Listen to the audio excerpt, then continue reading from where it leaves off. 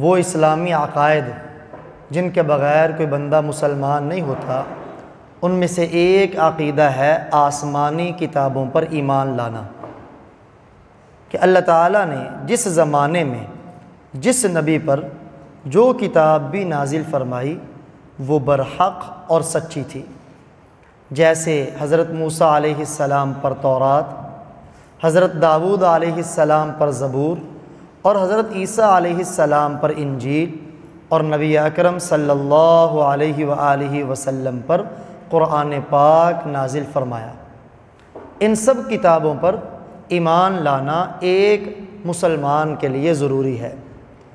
लेकिन इस्लाम से निकलने के लिए ज़रूरी नहीं कि सब किताबों का इनकार करेगा तो दायरा इस्लाम से खारिज है, बल्कि अगर किसी ने किसी एक किताब का भी इनकार किया या आसमानी किताबों में से किसी किताब की भी तौहीन की, वो दायरा इस्लाम से खारिज है। और मैंने ये कहा कि जो अल्लाह ने नाजिल फरमाई, ये जो मौजूदा तौरात, ज़बूर और इंजील है, इस पर ईमान लाना ज़रूरी नहीं, चूँकि ये तो तहरीफ़ शुदा है। हाँ, जो वक़्त में मूसा अलैहिस्सलाम पर नाजिल हुई थी उस तौरात पर ईमान लाना ज़रूरी, जो ईसा अलैहिस्सलाम के वक़्त में इंजील उन पर नाजिल हुई थी उस पर ईमान लाना ज़रूरी, ऐसे ही ज़बूर दाऊद अलैहिस्सलाम पर।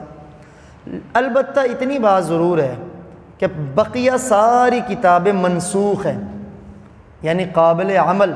और वाजिबुल इत्तिबा नहीं, सिर्फ़ कुरान पाक वाजिबुल इत्तिबा और काबिल अमल है। यानी क़यामत तक निजात का दारो मदार वो सिर्फ़ और सिर्फ़ कुरान के ऊपर है,